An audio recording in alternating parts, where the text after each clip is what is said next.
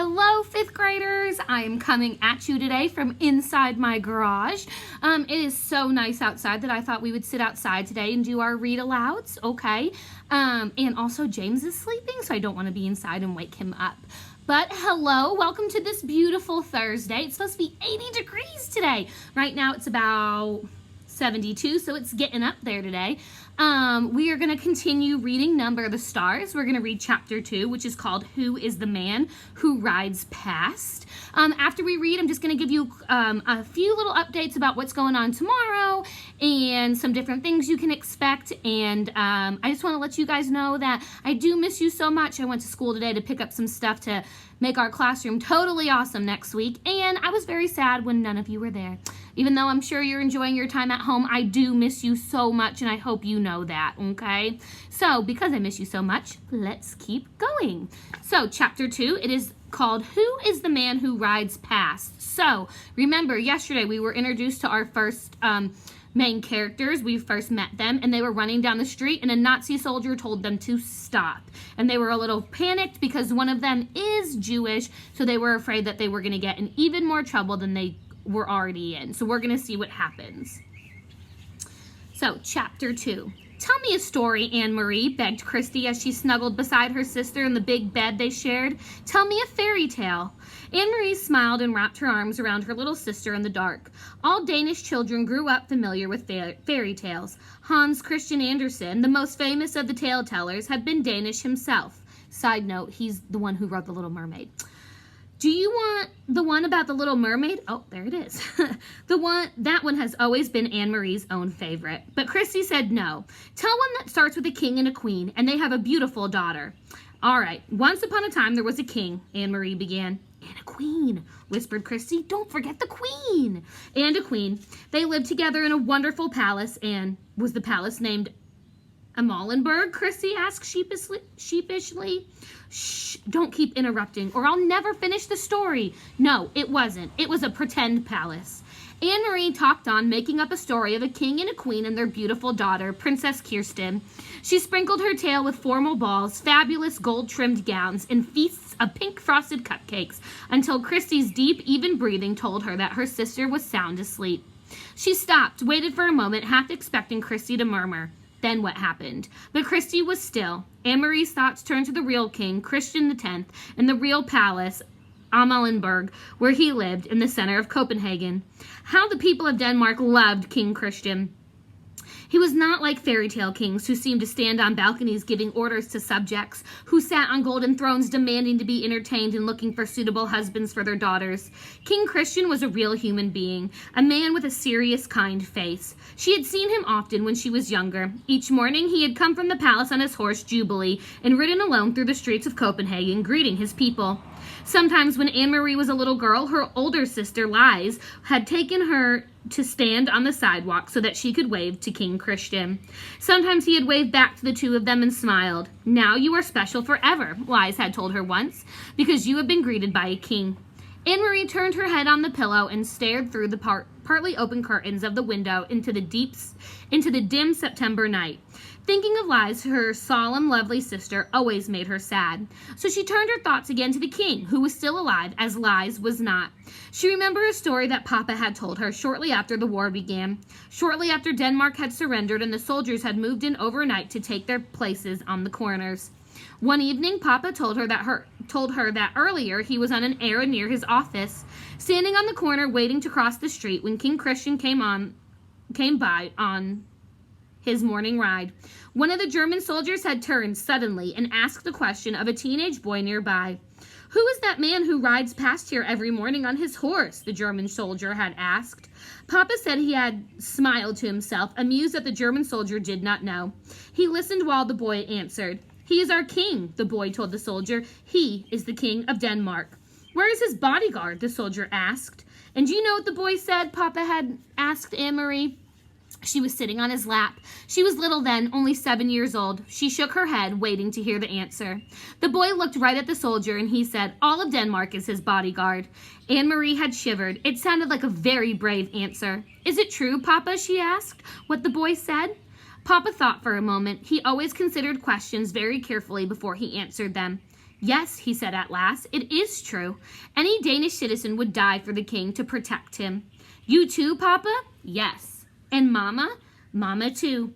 Anne-Marie shivered again. Then I would too, Papa, if I had to. They sat silently for a moment. From across the room, Mama watched them. Anne-Marie and Papa, and she smiled. Mama had been crocheting that evening 3 years ago, the lacy edging of a pillowcase, part of Liza's trouse. Her fingers moved rapidly, turning the thin white thread into an intricate, narrow border. Liz was a grown-up girl of 18 then, about to be married to Peter Nielsen. When Liz and Peter married, Mama said, Anne-Marie and Chrissy would have a brother for the first time ever. Papa, Anne-Marie had said, finally into the silence. Sometimes I wonder why the king wasn't able to protect us. Why didn't he fight the Nazis so that they wouldn't come into Denmark with their guns? Papa sighed. We are such a tiny country, he said, and there is such an enormous enemy. Our king was wise. He knew how few soldiers Denmark had. He knew that many, many Danish people would die if we fought. In Norway they fought, Anne-Marie pointed out. Papa nodded. They fought very fiercely in Norway. They had those huge mountains for the Norwegian soldiers to hide in. Even so, Norway was crushed. In her mind, Anne-Marie had pictured Norway as she remembered it from the map at school, up above Denmark. Norway was pink on the school map. She imagined the pink strip of Norway crushed by a fist. Are there German soldiers in Norway now, the same as here? Yes, Papa said. In Holland too, Mama added from across the room. In Belgium, in France. But not in Sweden, Anne-Marie announced, proud that she knew so much about the world. Sweden was blue on the map, and she had seen Sweden, even though she had never been there. Standing behind Uncle Henrik's house north of Copenhagen, she had looked across the water, the part of the North Sea that was called Kaket, to the land on the other side. That is Sweden you are seeing, Uncle Henrik had told her. You are looking across to another country. That's true, Papa had said. Sweden is still free. And now, 3 years later, it was still true, but much else had changed. King Christian was getting old, and he had been badly injured last year in a fall from his horse, faithful old Jubilee, who had carried him around Copenhagen so many mornings. For days they thought he would die, and all of Denmark had mourned. But he hadn't. King Christian X was still alive. It was Liz who was not. It was her tall, beautiful sister who had died in an accident 2 weeks before her wedding. In the blue carved trunk in the corner of this bedroom, Anne-Marie could see its shape even in the dark, were folded Liza's pillowcases with their crocheted edges, her wedding dress with its hand-embroidered neckline, unworn, and the yellow dress that she had worn and danced in with its full skirt flying at the party celebrating her engagement to Peter. Mama and Papa never spoke of Liz. They never opened the trunk, but Anne-Marie did. From time to time, when she was alone, in the apartment, alone, she touched Liz's things gently, remembering her quiet, soft-spoken sister who had looked forward to marriage and children of her own. Red-headed Peter, her sister's fiancé, had not married anyone in the years since Liz's death. He had changed a great deal. Once he had been like a fun-loving older brother to Anne-Marie and Christy, teasing and tickling, always a source of foolishness and pranks. Now he still stopped by the apartment often, and his greetings to the girls were warm and smiling, but he was usually in a hurry, talking quickly to Mama and Papa about things Anne-Marie didn't understand. He no longer sang the nonsense songs that had once made Anne-Marie and Christy shriek with laughter, and he never lingered anymore. Papa had changed too. He seemed much older and very tired, defeated. The whole world had changed. Only the fairy tales remained the same. And they lived happily ever after, Anne-Marie recited, whispering into the dark, completing the tale for her sister, who slept beside her, one thumb in her mouth. And that is the end, a short chapter today, guys. But it's kind of setting up some background for you so you can understand Anne-Marie's family and her situation a little bit more. So she went over a lot of different history that was going on during this time of the Nazi invasions. So remember, Sweden, we learned about this in class. Sweden was neutral. They didn't really kind of get into it. They were free. And like they said in the chapter, they overtook Norway and they overtook Denmark as well. So that's kind of the world she's living in. And she's kind of giving you some background about her family. So when she starts talking to you about where everything is headed, you have an idea of what she's talking about. So if you didn't pick up on it, her sister Liz had died tragically right before her wedding. So she's down one sister. So she only has her little sister, Christy.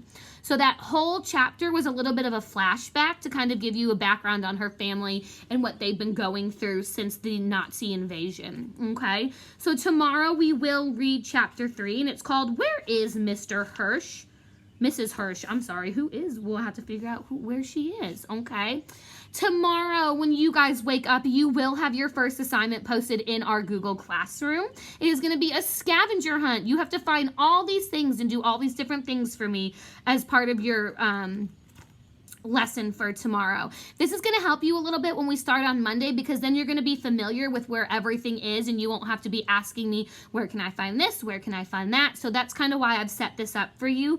You have until Sunday to finish it. It should not take you that long, but I left the window open just in case there's some confusion or some things that we don't understand, because I want you guys to be fully ready to go on Monday, okay? I bought some stuff to get our classroom together, and we are going to jump in head first on Monday and continue with CKLA, starting our new unit, which is all about Native American groups, okay?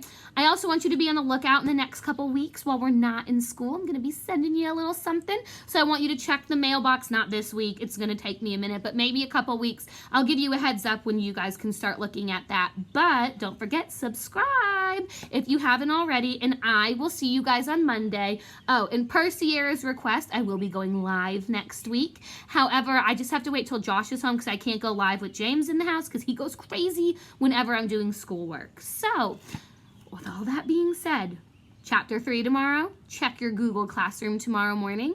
And I miss you guys. I cannot wait to see you again. I can't wait to hug you and just get to see you guys in person because I do miss you so much. But I hope you have a great afternoon and a great day. And I will pop back on tomorrow with your next chapter and some information for you guys. Bye.